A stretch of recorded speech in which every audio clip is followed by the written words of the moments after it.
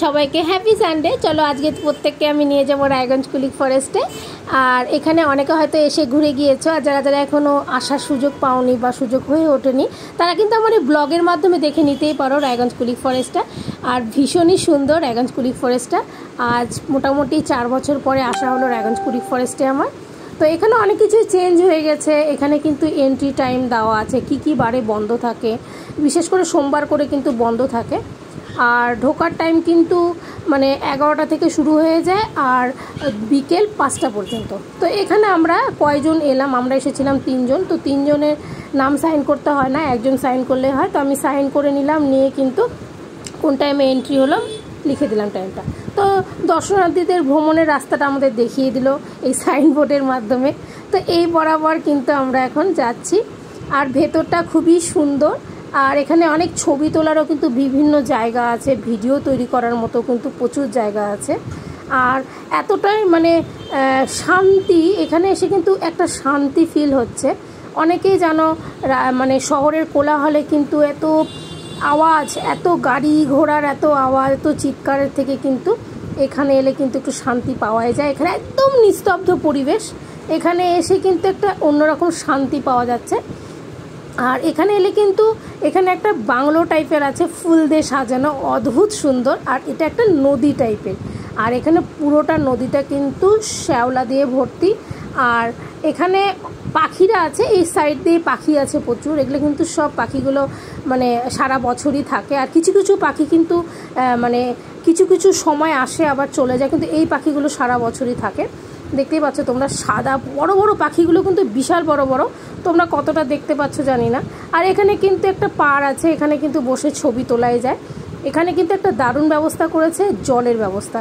মানে ঘুরতে ঘুরতে কিন্তু গলা শুকিয়ে যাচ্ছে প্রত্যেকেরই। তো আর জলের বোতলের কিন্তু এন্ট্রি নেই, কোনো কিছুরই এন্ট্রি নেই। যদি কিছু ধরা পড়ে ভেতরে নিয়ে যাওয়া, তাহলে কিন্তু জরিমানা আছে 1 থেকে 10,000 টাকা।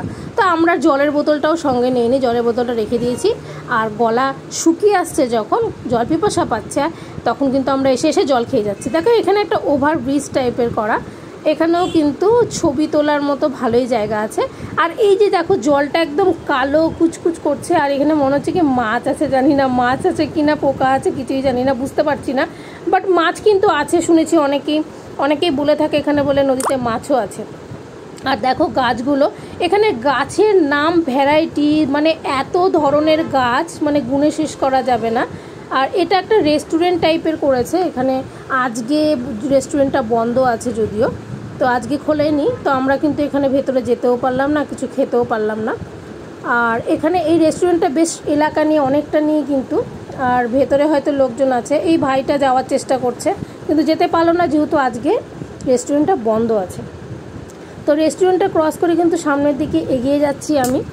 আর আমার কিন্তু এরকম নিস্তব্ধ পরিবেশ খুব ভালো লাগে।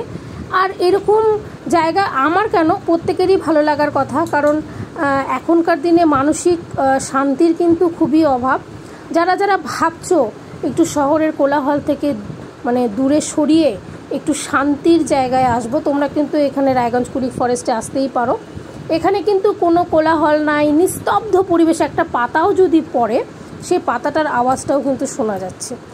আর ওয়েদার বলতে গেলে মানে না গরম না ঠান্ডা, ভেতরটা খুবই ভালো, যেহেতু প্রচুর গাছগাছালিতে ভর্তি, যার জন্য কিন্তু এখানকার ওয়েদারটাও কিন্তু খুব ভালো।